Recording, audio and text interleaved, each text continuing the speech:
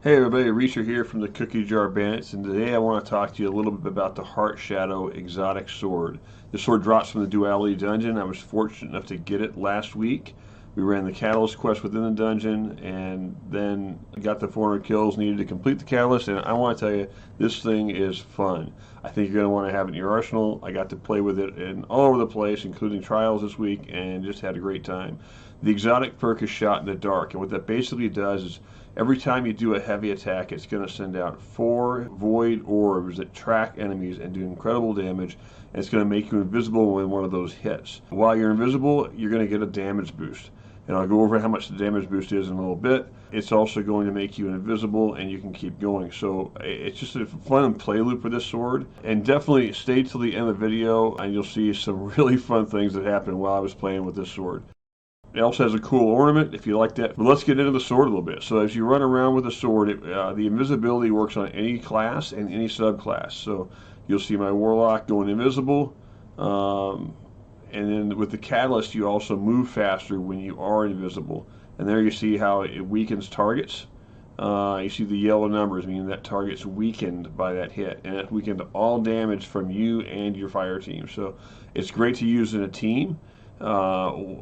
The damage boost, the damage for this sword is not as high as Lament for single target damage, but what we found was if one person was running this sword, the others were running Lament, the team's damage was incredibly higher. We had our best duality boss phase ever. We killed him in 2 bells. It was incredible, a lot of fun. You'll see a sword just you attack like a regular sword, but you can solo these nightmares very easily and stress-free.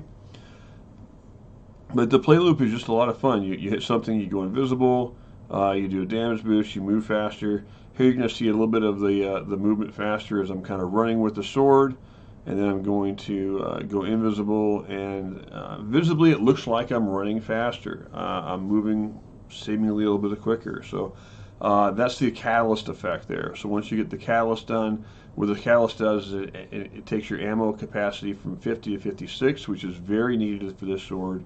Those extra 6 shots do a bit. Every heavy attack uses 4, every light attack uses 1.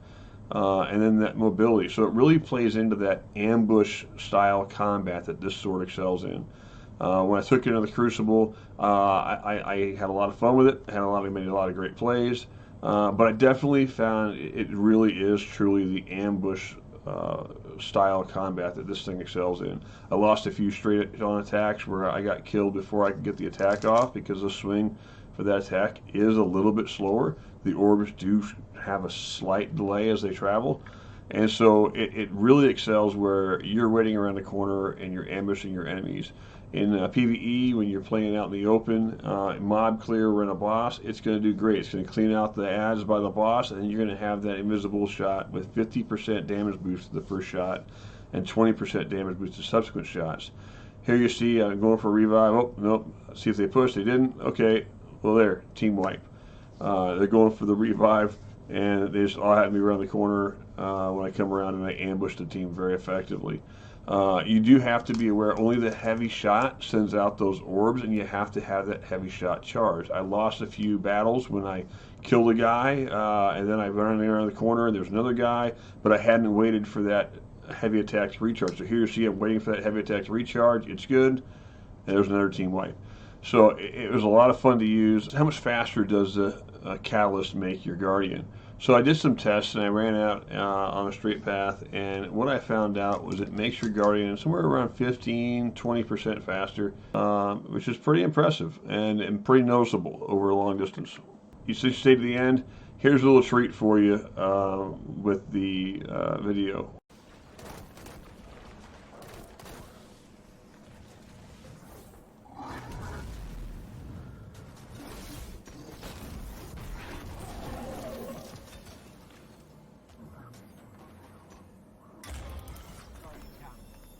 Oh, seriously?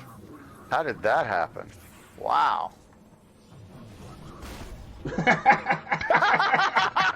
Oh, record that. Record that. Record what happened. Hell yeah.